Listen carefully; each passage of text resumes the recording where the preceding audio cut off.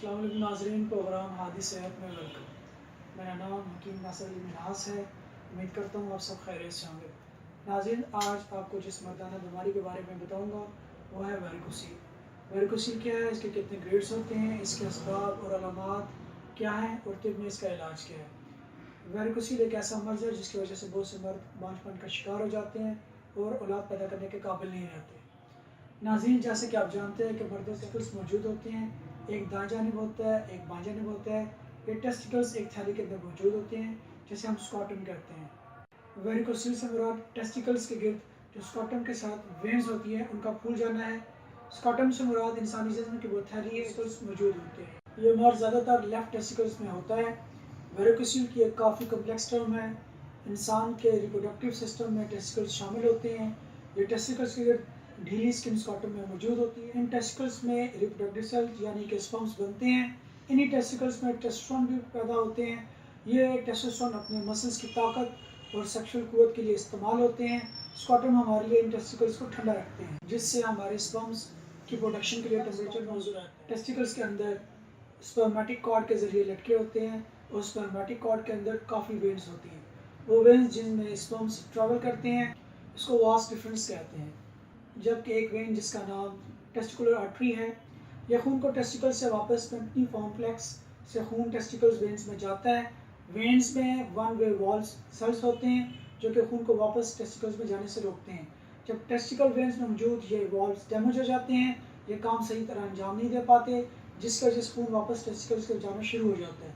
क्योंकि बाएं तरफ की वेन्स दाएं तरफ की वेन्स की निस्बत ज़्यादा सीधी और लंबी होती हैं, खून की इस हरकत की वजह से पेम्पनी कॉम्प्लेक्स की वेन्स फूल जाती हैं जिसकी वजह से टेस्टिकल का टेम्परेचर बढ़ जाता है। तो इसके लिए स्पर्म की प्रोडक्शन मुश्किल हो जाती है जो कि मर्दाना बांझपन का बाइस बनती है। स्पर्म के अलावा यह टेस्टोस्टेरोन की तादाद को भी कम कर देती है जिसकी वजह से आप कई सेक्सुअल मसाइल का शिकार हो जाते हैं। वेरिकोसील स्पर्म की तादाद और मिकदार दोनों पर असर करता है।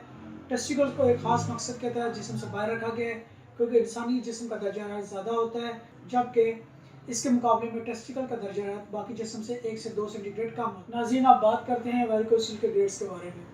वेरिकोसील के 5 ग्रेड्स होते हैं। सबसे पहले बात करते हैं ग्रेड 1 के बारे में। ग्रेड 1 वेरिकोसील में जोर लगाने पर टेस्टिकल्स में नसों के अंदर खून का दौरानिया रिवर्स नहीं होता।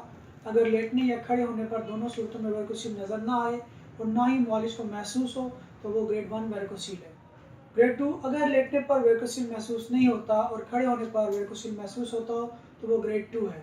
ग्रेड 3 अगर लेटने और खड़े होने दोनों सूरतों में वेरिकोसील महसूस हो तो वो ग्रेड 3। अगर वेरिकोसील की वेन्स में सोजन है, अगर लेटने या खड़े होने पर दोनों सूरतों में वेरिकोसील की जो वेन्स हैं अगर इनका डायमीटर 2 mm से ऊपर है वो वेरिकोसील ग्रेड 3 या 4 है।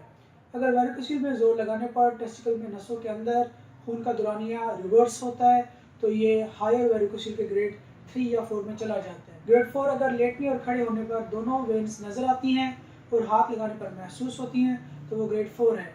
ग्रेड 5 अगर टेस्टिकल का साइज छोटा हो गया तो इसको ग्रेड 5 कहा जाता है। ऐसी किसी भी सूरत में फ़ौरन अपने स्पर्म का टेस्ट करवाएं या फिर टेस्टोस्टेरोन लेवल चेक करवाएं।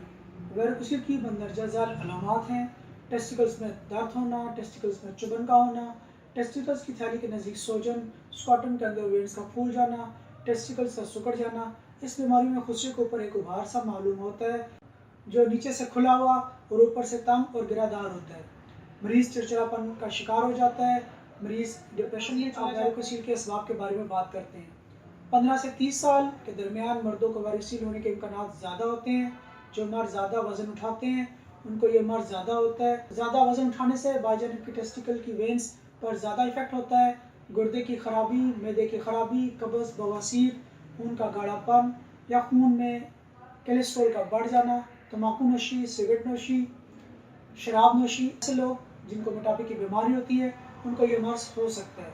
वो लोग जो जिगर के किसी मर्ज में मुब्तला हो उनको भी ये बीमारी वेरिकोसील की वजह से लो स्पर्म काउंट भी डेवलप हो जाता है। इस वजह से ओलिगोस्पर्मिया डेवलप हो सकता है और बाज़ औक़ात ऐसा भी होता है कि जीरो स्पर्म काउंट यानी कि एज़ोस्पर्मिया भी डेवलप हो जाए। नाज़रीन, मैं आपको ये कहना चाहूँगा कि वेरिकोसील का तरीका इलाज नहायत मौसर और पुरअसर है जो कि वेरिकोसील को मुकम्मल ख़त्मा कर देता है। कुदरती तरीका इलाज ये ऐसा इलाज है जिसके तीन हैं। हादिद वाहना पर मेडिकल रिपोर्ट्स की मदद से मरीज़ में मर्ज़ की तशख़ीस की जाती है और मरीज़ में वेरिकोसील की नोयत को मालूम किया जाता है। हादिद वाहना पर बगैर ऑपरेशन वेरिकोसील का 100% इलाज मुमकिन है। حادی دواخانہ پر ویریکوسیل کے اصل اسباب کو نظر رکھ کر اس کا علاج کیا جاتا ہے۔ ویریکوسیل کے علاج کے بعد اولیگوسپرمیا اور نیکروسپرمیا کی بیماری سے نجات حاصل ہو جاتی ہے۔ تو پھر آج حادی دواخانہ پر تشریف لائیں اور مکمل یقین کے ساتھ اپنا علاج کروائیں۔ اللہ حافظ۔